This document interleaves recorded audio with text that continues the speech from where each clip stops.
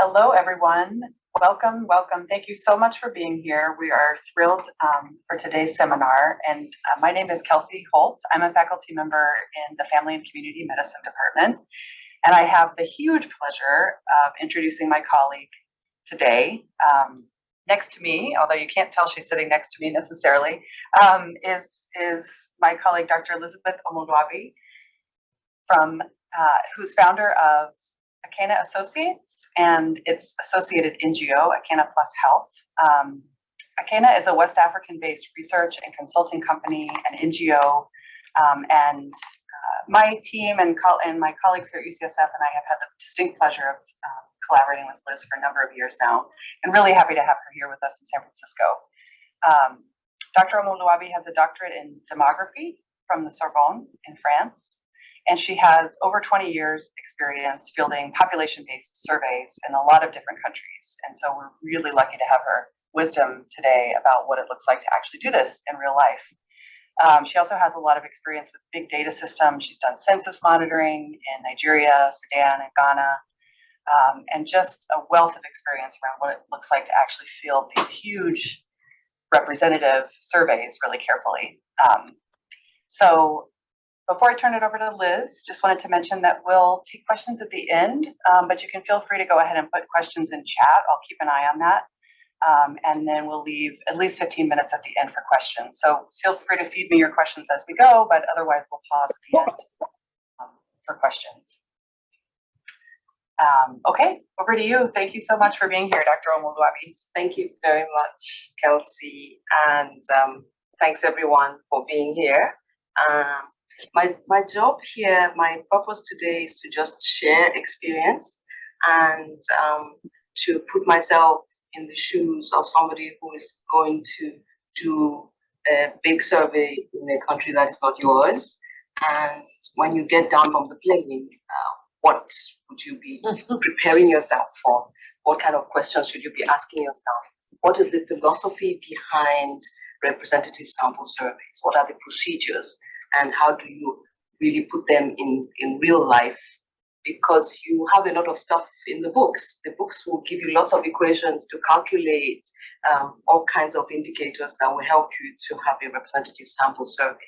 But how do you really bring that to the ground? That's kind of what I would like to share. I will try not to speak too much so that there will be space for questions. I will also talk about, I will be asking you some questions. I will answer some of them, but I will leave you some questions to ask yourself and to keep thinking about as you move into this world of ours. I don't know how to get this to move. Right. Okay. All right. So we assume that we are going to do a sampling survey. So we want the smallest possible size that will fit your pocket and answer your questions. Because yes, if we had a lot of money, we would do a census, wouldn't we? And we would ask all the questions we want. But we want a sample because we don't have that much money, we don't have that much time, but we also want something that we will call an efficient sampling design that will reduce sampling error and will be at minimal cost. So you need to think about power and all of that, you know. And so basically we have two choices. You want to do a non-probability or a probability sampling.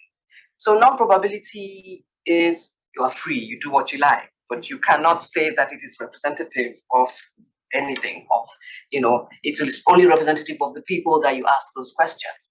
But when you look at probability sampling, which is basically what I'm going to be talking about today, then there are rules. You are not as free as you would like to be in order for you to say you are representative, that your sample is representative of the whole.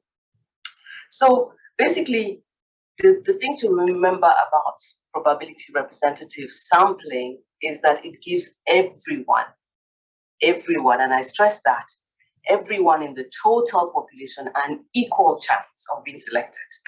And hey, that talks to equity, inclusion, and diversity, right?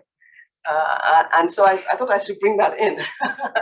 And you will hear that throughout my talk, that representative sampling is, we are looking at everybody. We are giving everybody an equal chance of being selected. And we're going to try to make sure that that happens so that there's no bias, right? And the good thing about statistics and about probability sampling is that you can actually calculate this inclusion probability, and you can calculate your sampling error. Right, so non-probability sampling is on that side, we leave it, and we are looking at probability sampling, where we have different types of probability sampling. We have the simple random sampling, we have systematic, stratified, cluster sampling.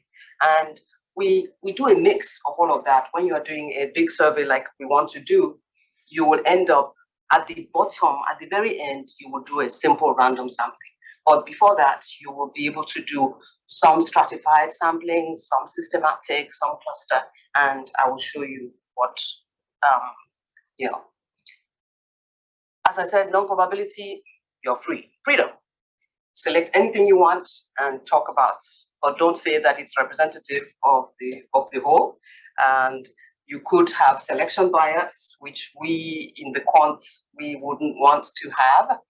And you won't even be able to calculate the error. There's no mathematical property. It's just your heart, follow your heart, that's fine, And sometimes it gives the impression that it is cheaper, but it is not really. So we'll just leave it there. It's useful for some things. So when you are saying you are sampling, you are basically saying you are choosing a part to represent the whole. And we have started talking about making sure that your whole is complete, because if you select something from something that is not a complete whole, there's bias, right? So your sample design would be the kind of instructions or the system by which items are chosen from that sample to represent everybody else. And your sample unit is the element that you select. We look at what's your target population, what's your universe, what is the denominator. This is something that you will find a lot. Your denominator basically is what you have at the bottom of your indicator, okay? You will say 10% of women are using contraceptive out of the whole, the total population of women. So your denominator would then be all women, and then your numerator will be the number of women who are using the contraceptive methods that you are interested in. So what is that sample population? For this survey that we are, fictional survey that we are planning, we are looking at women aged 15 to 49 because they are of reproductive age. How will the survey be conducted? We are assuming that it will be a face-to-face survey. How will the sample be selected? Well, as we showed you, a big survey like this tends to be multi-stage, stratified, cluster survey design.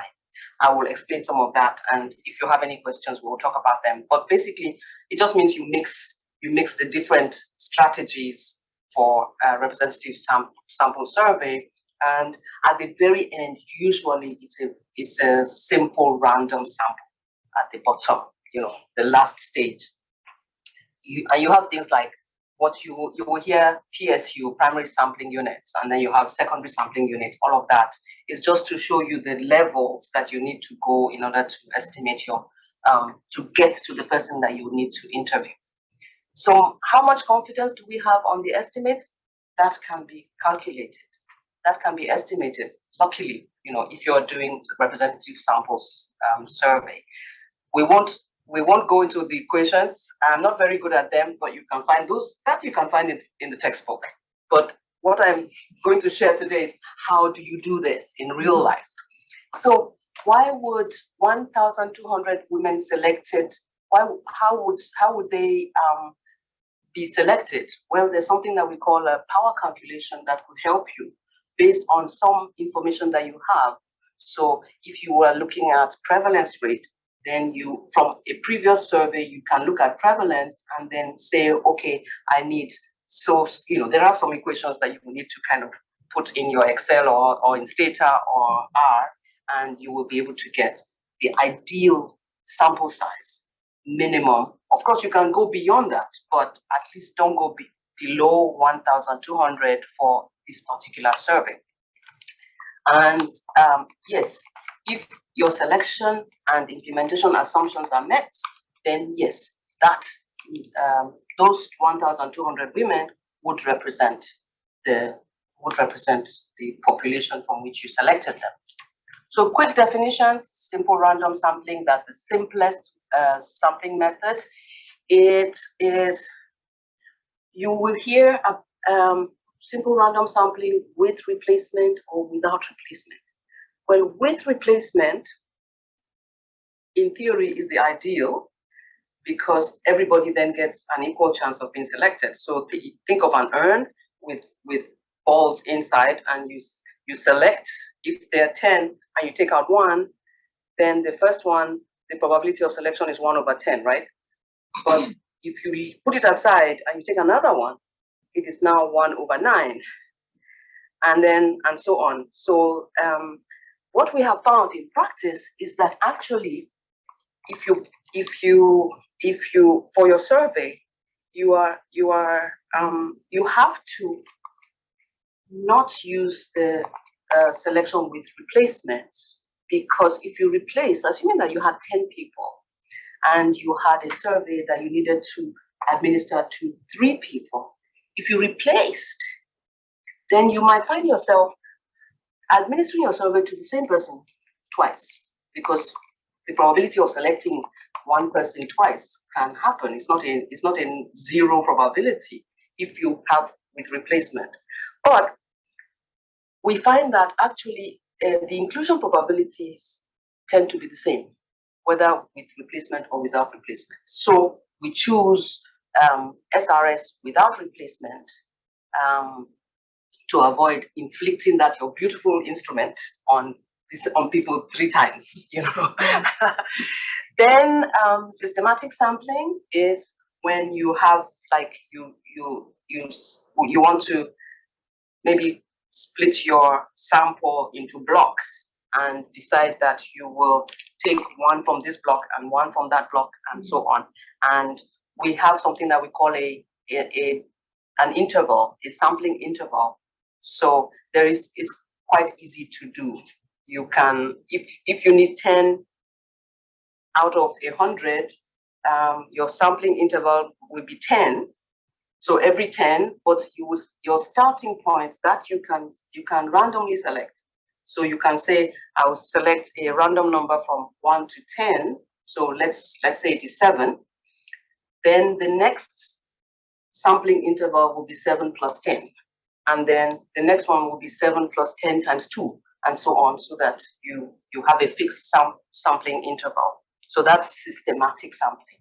Then cluster sampling, well, you have clusters that you select, you go and collect from this census office, from the last census. I don't encourage you to do that for Nigeria census, because it's very old, they are outdated, and they were not very great even during the census. I know, because I was there. So what we do is we use grid sampling for our sampling, and I will talk about that later. So your stratified sampling is when you partition your sample, your entire sample, into what we call strata. So that could be, you could decide that you want to look at urban, rural in your country, because you know that people who live in the cities behave in a different way from people who live in the remote rural areas. But you will apply the same sampling selection. You will treat them like 2 independent populations, and then you come back when you're analyzing. But that allows you to apply some information that you had about the structure of your population, and that reduces error in your analysis. So stratified is probably one thing that you are going to do. You're going to add to your design. So you could do urban, rural, you could do different districts, you could do different states, in a country, and you could do different countries depending on, what stratification is that you're looking at various portions of your universe as independent entities that you will apply your sampling to. So in the end, what do we have? A complex multi-stage sampling, like I said, where it's a combination of any of the 1 to 4, but at the end, usually, to identify the person you're going to interview, we go down to the simple random sampling. Is that good? Okay, so I just gave an example of a systematic, how you draw a systematic sample. I will leave the slides behind so that if anybody wants to review. So why would you stratify? Fieldwork logistics can be organized by strata. So it's easier for you and it's cheaper to reduce your survey costs. Remember that you always have to look at your pocket when you are doing a survey. But it provides an opportunity to study variations, to look at your different strata as independent and focus on them in the same way, So how do you obtain your sample frame? Remember that we said we want a sample for it to be representative, for it to have inclusion, diversity, and what was that other one? Equity. You need, first of all, to have an exhaustive list. You need to have all the elements in your universe. And we call that your primary sampling units. So you will hear PSU, PSU, PSU.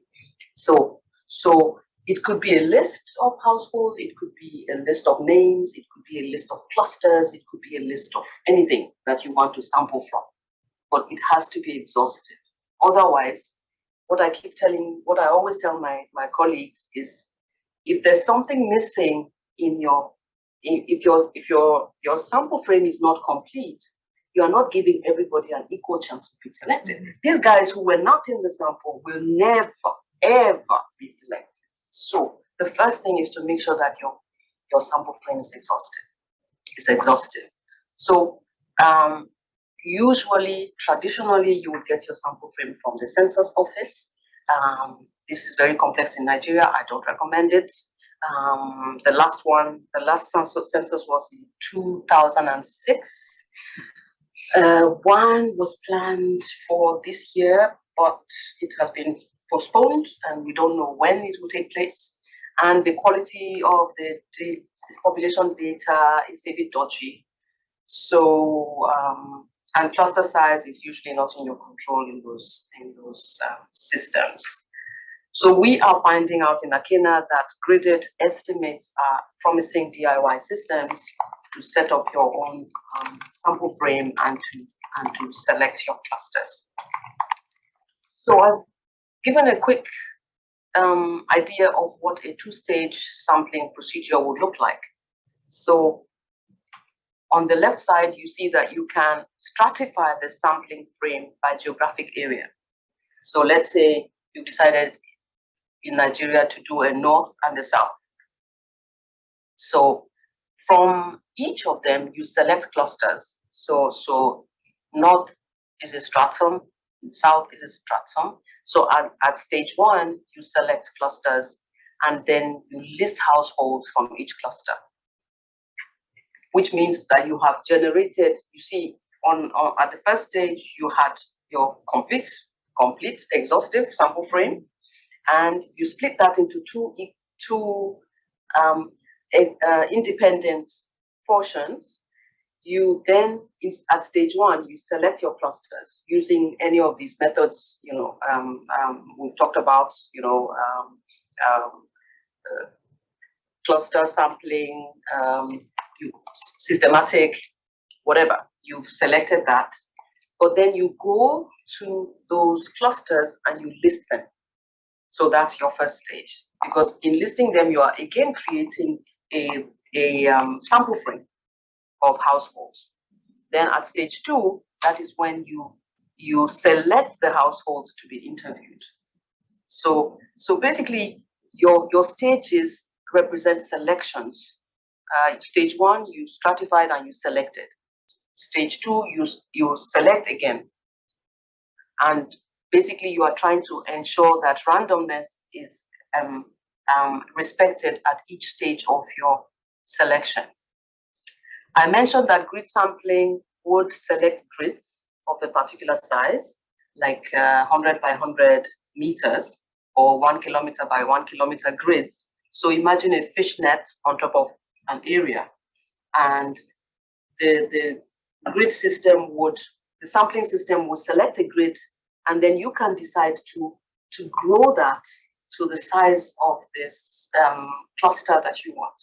So if you wanted 20 clusters, you could randomly select 20 points and then grow them to the size that you want, maybe 200 households or whatever.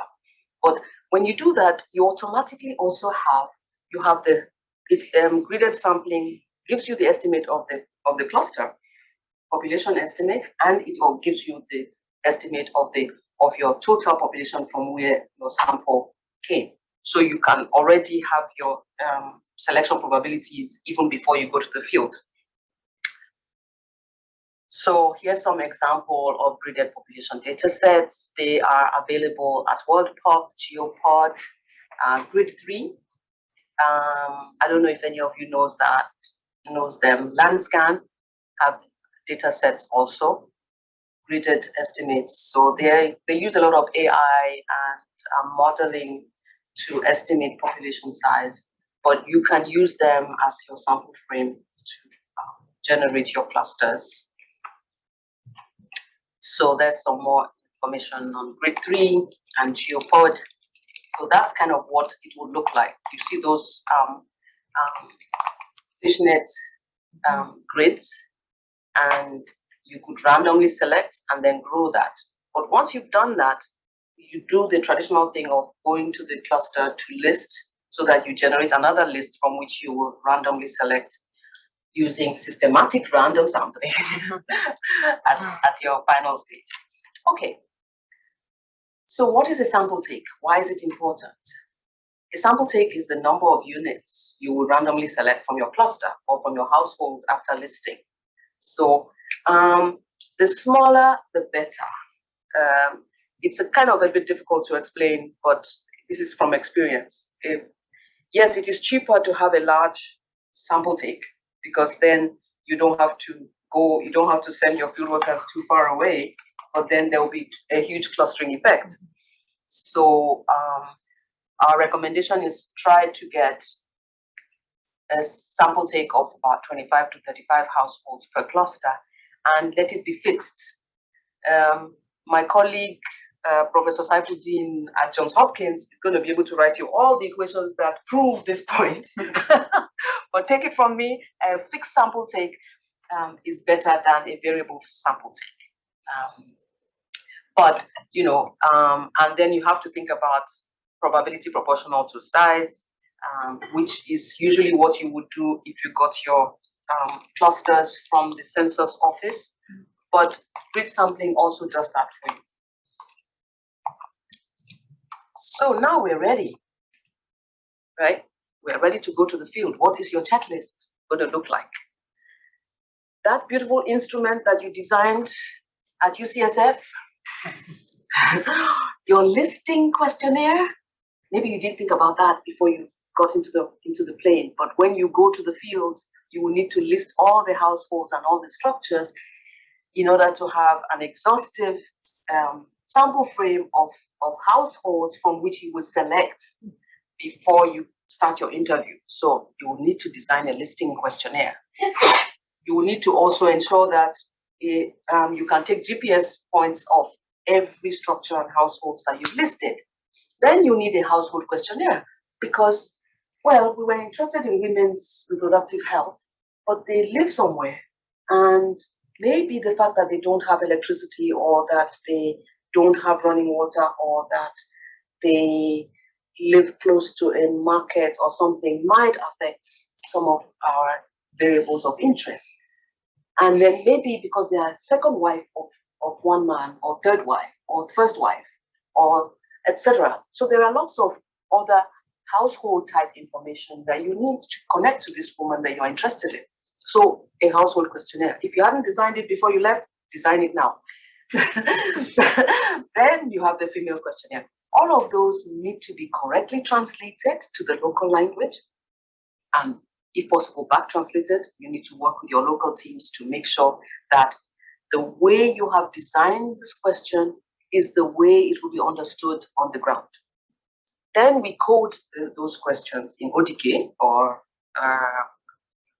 CS Pro. We use ODK, and we desk test. You have to desk test. Apply that to yourself. Inflict your instrument on yourself before you inflict it on anybody else. And then make sure that you can link the listing questionnaire, the household questionnaire, the female questionnaire. I have had bad experiences when I didn't think of linking. At the beginning of your life, you never think of these kind of things, but link them because when you find lots of instruments that you cannot link, it can be terrible. So I believe that your field team is like a little army in time of peace. They're not carrying arms, but they're carrying their data collection tools. There are tablets, there are maps, there are respondent compensation. So they have equipment that they're carrying about. And there has to be a very clear line of authority and of reporting. So you need to recruit your data collectors, assign teams with a supervisor, because at the end of the day, you will be more in contact with the supervisor than with the individual data collectors. So for this kind of survey of over 1,000, you might need about 20 data collectors or more. And you need supervisors. You can't be talking to all 20 at the same time. You need your data team to be ready for all the quality assurance that will be required. And your data team is part of your ODK team. They script the instruments, they set up the system so that you can be running your checks while data collection is taking place. Your GIS team, wonderful guys. They do all the maps and they track your field workers. They plot all the GPS points of where your field workers go so that you are sure that your randomness, that beautiful random selection that you did, is being respected. So what we do, we match the GPS coordinates of the listing form with the GPS coordinates of the interview, so that when you say you selected household number 4 in this location, where is the interview? Was it done there? Your accounts and admin, don't underestimate them. You have to pay your field workers. Your money has to be ready because, well, people cannot just run on air. So during training, we make sure that our field workers, as soon as they arrive for training, we collect their bank details, they register themselves, and by day 2, they get refunded their travel money to the training venue. Then by day 3 or by day 4, just before they leave to go to the field, we give them their return money and we give them an advance money for field work. If you forget this, your field workers will not have what they can, they will not have money to work. And you are fine, you arrived, you have got your money, but if you don't think of your field workers, then sometimes problems can happen. Then you shouldn't be surprised if no data comes in. They need money, and they need refunds, and they need that on time. So then you train your data collectors, your data team, your GIS team. All of that training, you have to kind of prepare for that before you jump on the plane, so that everything is ready and can just move, like, as I said, like an army. And then identify a nearby location for the pilot. After training, we must do a dress rehearsal of what we are expecting in the field. So community entry is very important. So if you were going to do your training in a location in Abuja, before training, you need to identify where you're going to send your trainees, where you're going to pilot, and go and talk to the community to expect a huge group of people, 20 people who just appear in a village. Suspicion, insecurity. People are going to be asking. So if you didn't prepare the community to receive your class, there might be issues. So, and then of course, even for the pilots, you need that. But for the main survey, you also need that. And this is where you depend on your supervisors. You work with them to ensure that everybody, of course, you already have ethical approval, but in the community where you are working, in the communities, you need to also get community entry, talk with the chief and with people, and let them know that your field workers are going to be coming.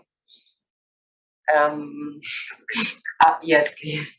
And then survey documentation. Watch out for insecurity.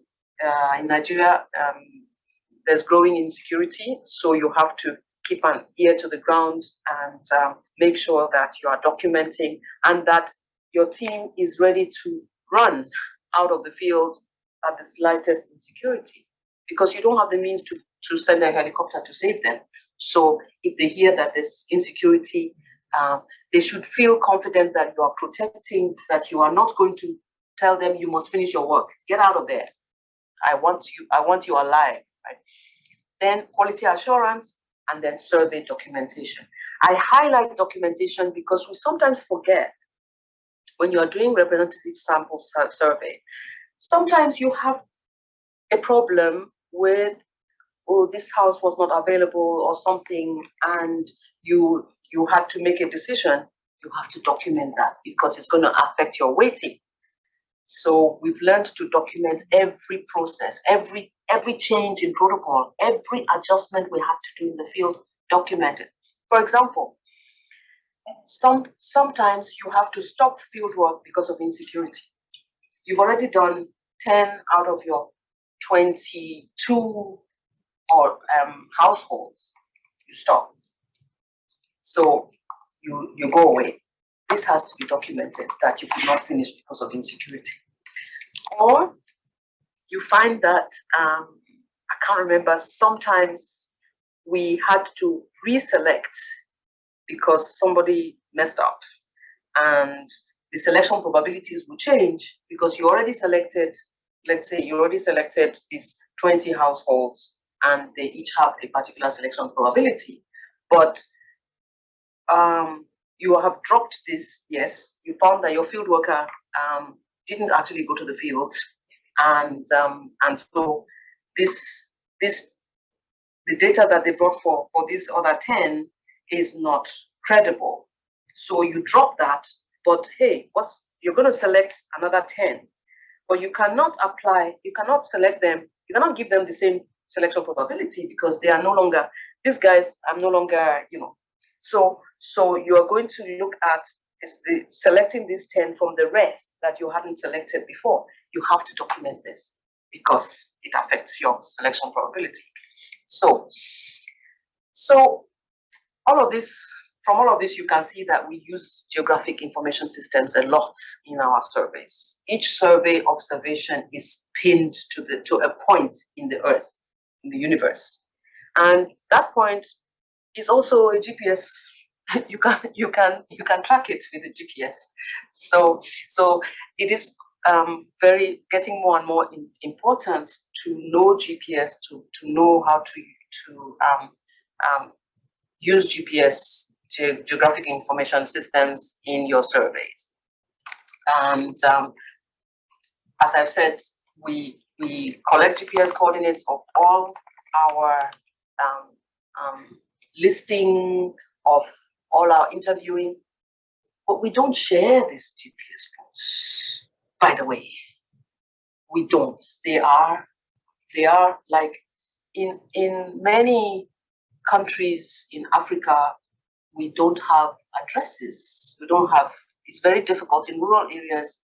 You don't have Roosevelt Street, so but you have maybe the house that is located close to the market or something. And names, sometimes you can have very many different Mohammeds in the same area, right? But your GPS points where you sleep is a personal identifying. And I will not share it. I will strip it out of my data set before sharing it.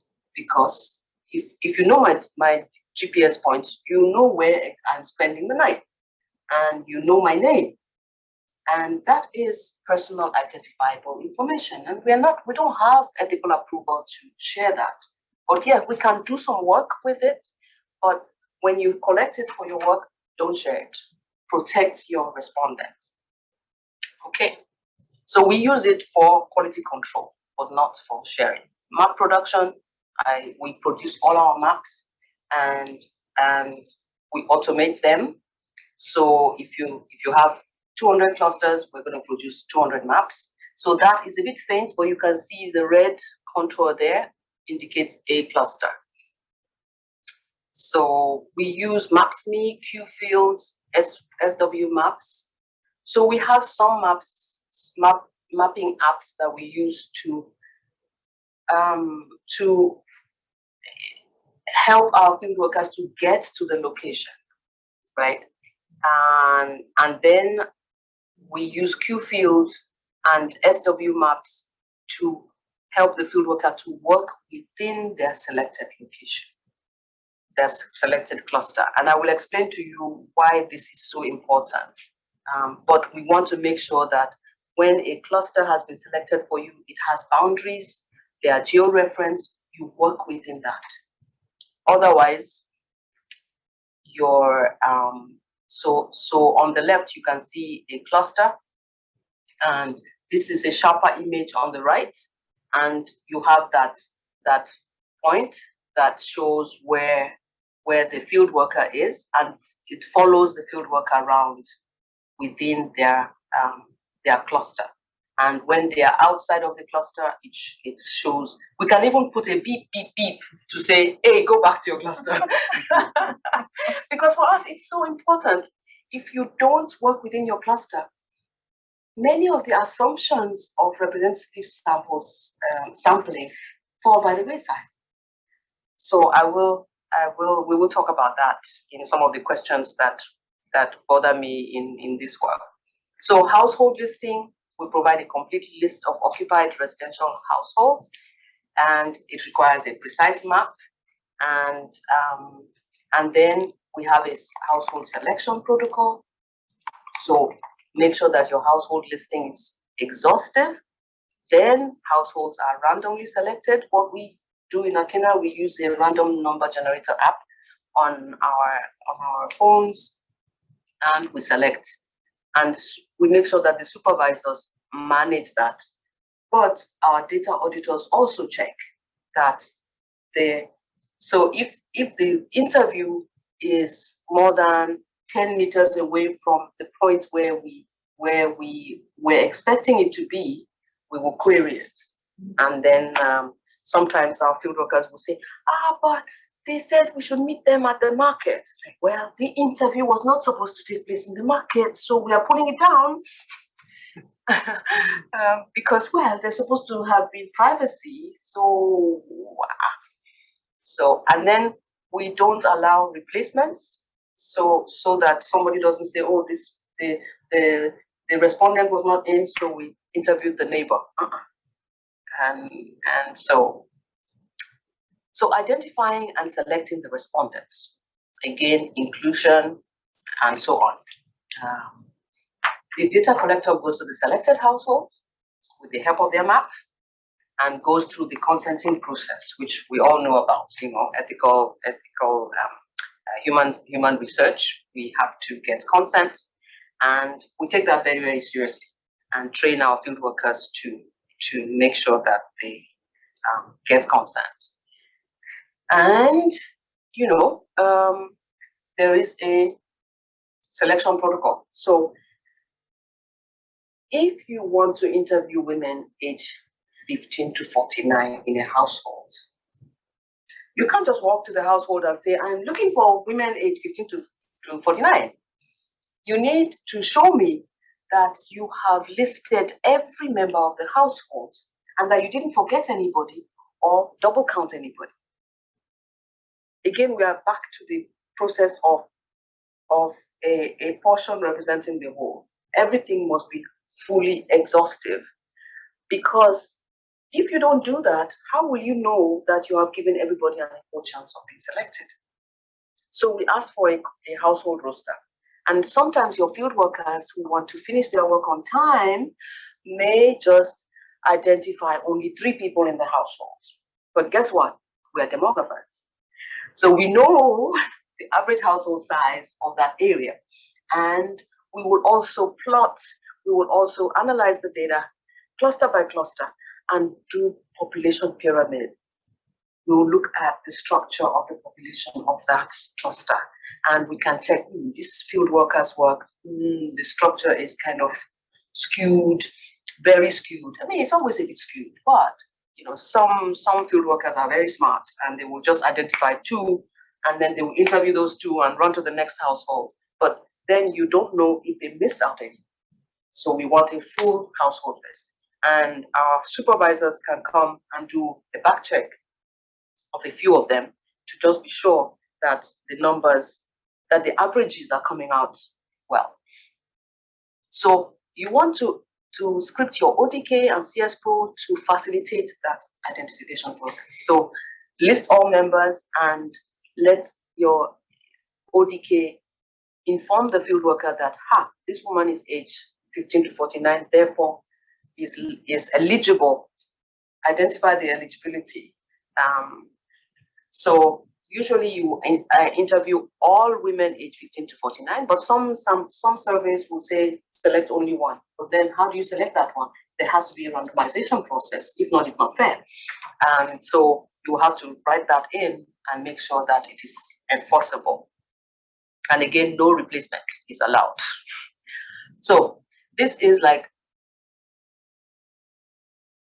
data quality assessment, quality control process, where you have to basically step back and look at all the things that you need to be sure are working in order to get quality data. Your study plan, your survey design, your sample size, your instruments, your pilot study. What did you learn from the pilot? And how will that how do you feed that back into your instruments to tighten some of the things that are not clear and to re-script ODK? And then personnel, hiring, survey implementation, data quality. Okay, so then you have to weight your sample, but that is kind of like a 2-week workshop. But it's not too bad. Weighting, but you need to weight your sample. A complex sample design requires weighting. So I will quickly run through that. But the essence is that all your sampling weights equal the population size in the end, once you kind of get the hang of it. So there's this table. I will leave the slides. You can see how the parameters you need to input in order to properly weight your data. We do a course on this. So I have these beautiful mango trees. You can't see them very well, but my argument is that data is not a ripe mango ready to eat. You can't just pluck it. You have to construct it. And there are many factors that affect the usefulness of a survey. Bias, we call them bias, but sometimes that is just being kind. So arising from your interviewer or from the type of survey data, the selection of respondents, non-response, wrong interpretation of the questionnaire from the respondent, but also from the interviewer, interviewer bias. And I'm just saying this is just the beginning. But you see, already in 1944, Deming had talked about this. And so recall bias, somebody can say, oh, I forgot. Or we've had cases where women say they lied about their age deliberately. and it was a longitudinal survey. So the next time we went and we asked the same question, how old are you? And they tell us another thing. We say, but madam, you said last time that you were 18. Yeah, because I didn't know you and I didn't feel the need to tell you. So, it can happen. Or maybe they didn't understand the question. Or maybe they looked at you, the way you are dressed, and you're a graduate student, and they thought, oh, maybe if I said that I was using contraception, maybe you'll be happy with me. So social desirability bias, you have to be careful about that. Sometimes we found that the order of the wording order and can elicit different response. How you order your questions, and on contraceptive methods, we've discovered that when we put the traditional contraceptive methods list at the top, we got higher prevalence of traditional contraceptive method use. Traditionally, the traditional methods are at the bottom of the list. Therefore, we get low prevalence. But hey, just switch that order and you will find something different. Then there's interviewer fatigue. I'm always struggling with my clients to say, don't give us an instrument that is too long, because interviewers will get tired, your respondents will get tired, and then they'll just give you BS data. So assumptions of representativity, we tried to test some of them. Your interviewer did not list every structure or household in the cluster. So incomplete listing. That means immediately when you select from an incomplete list, there are some people that will never have a fair, equal chance of being selected. So boom. Your interviewer did a great listing job. They listed everywhere, but the wrong cluster. And sometimes they do half and half, I will show you some image. So there on the left side, you can see the field worker listed just around the border and left us the big chunk. So we sent them back, and you can see at the right, all the places, all the households and structures that would have been missing in our sample frame if we had not done in one spot and then another spot there. So we sent this poor lady back, and she did a better job. And then there's age displacement.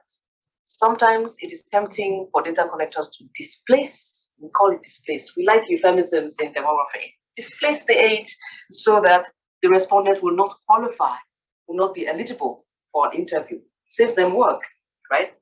So again, you can find that out when you plot the age of male and female ratios, and then you look at population pyramids. So I leave you with this quote from Deming: "For what profit hath a statistician to design a beautiful sample with a questionnaire when the questionnaire will not elicit the information desired, or if the universe has not been satisfactorily defined, or field force is so badly organized that the results will not be worth tabulating." You can have a beautiful design, but what is implementation? So final thoughts. So we agree that you cannot do this alone, right? You need a strong local team of competent people for success.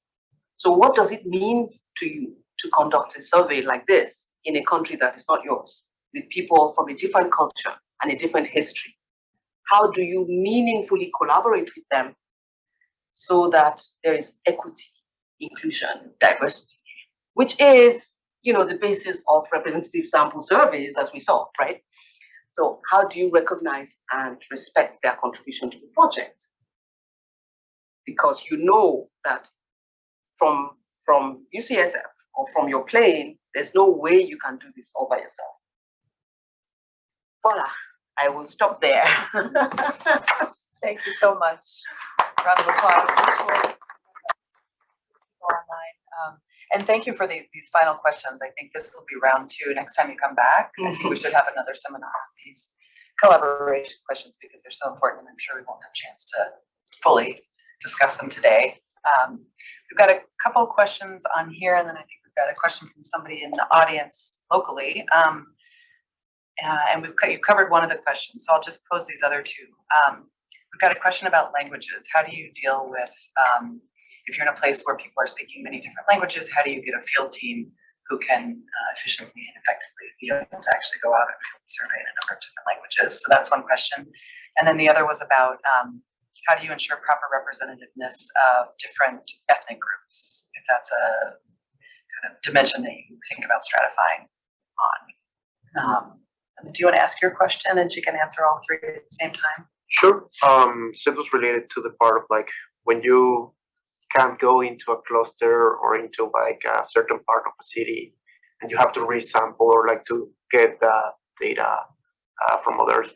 What's the exact procedure to actually like get those households like to be resampled or like to go over? If you can't go there, then you can't go there. So what we do with our projects is if there's insecurity, we don't go. Sometimes our field workers, sometimes insecurity can happen while you are in the field. Things change. And in that case, you started collecting data and then there's been some shooting or something and you have to leave. We leave. And then we'll just make do with what we have and say, okay, non-response for the rest. And there is a way of calculating so that in your weighting, you take that into account, that I only visited X number out of the total that was selected, and non-response because of insecurity. Yeah. Thanks. Now, language groups, we sample, it's easier to sample geographically because data points, we like to pin a data point to a point in the ground or in the planet. So it's easier to do clusters or to stratify, but in a way geographically. So if you do urban rural, you know the boundaries more or less of your cities and of your rural areas. It's very difficult to stratify by language. It's very difficult because, well, somebody like me, I speak 6 languages. So how are you gonna stratify? Unless you can say these groups of languages are located in this position that can be identified geographically, it will be very difficult to. So how do you find a data collection team? Okay, I can do that. Well, again, all of this is geographical.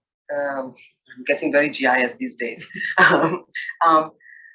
Languages tend to be spoken in more or less, they can spill on to some places. But if you're going to work, like if I'm going to work in northern Nigeria, I would most probably select field workers from that area. And because of the experience we have doing surveys all over Nigeria, we do select our field workers who are linguistically proficient in the languages that we are going to work with. So if we are doing a representative sample survey, we know that, well, there are kind of like 4 main languages in Nigeria. There's Hausa, there's Yoruba, there's Igbo, there's Pidgin, and then there's English. And so you are going to look for people depending on, as much as possible, I want to find field workers who come from the area because it reduces some bias. They are able to, and then it's better for security. They can pass.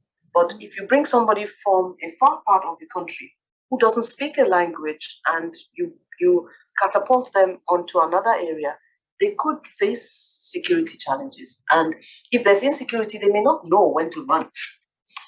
But your local would know.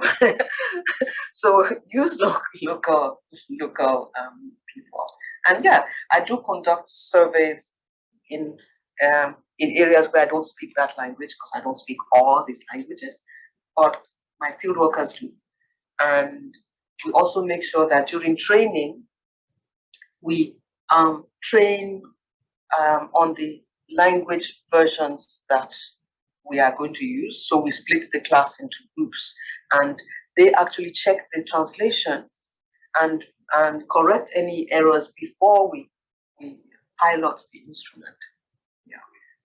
Squeeze in one more question from our colleague Lauren, who's online. Hi, Lauren.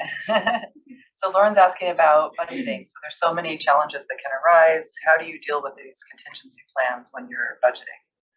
Whew. I think again, you do need to work very closely with people on the ground. It's going to be hard for somebody in San Francisco to understand the local budgeting conditions in Nigeria. For example, electricity. You don't have regular electricity. You don't, and then sometimes there's no fuel. Sometimes the price of transport will just go up because there have been queues to buy fuel and so on. So you will need to, you have your buckets, your grants, but how items are budgeted, you would need to really work with locals and negotiate with them.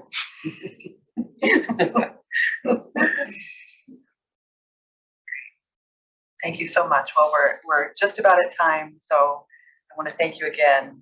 Personally, I really have appreciated over our time working together your framing around inflicting survey instruments on participants. This is something you've said to our team a number of times, and it really sticks with me that from the survey length perspective, when you're sitting down in your office, it's easy to throw a million questions on the instrument, but imagine what it's actually like for somebody to sit there and answer that. So that's what I have taken away from our time working together, is this infliction perspective of always thinking about the participant. And I've learned so much from you today with this map stuff. It's so cool. So I know I've learned a lot, and I'm sure everybody else has. Thank you, thank you, thank you. And we'll share the slides, and I'm assuming you're open to folks reaching out to you. Oh, yes, please feel free. I really like to share and to cooperate, and I really enjoy working with colleagues of UCSF, and I thank you for the opportunity to come and share some of our experience with you, and to be here. Lovely. Yeah.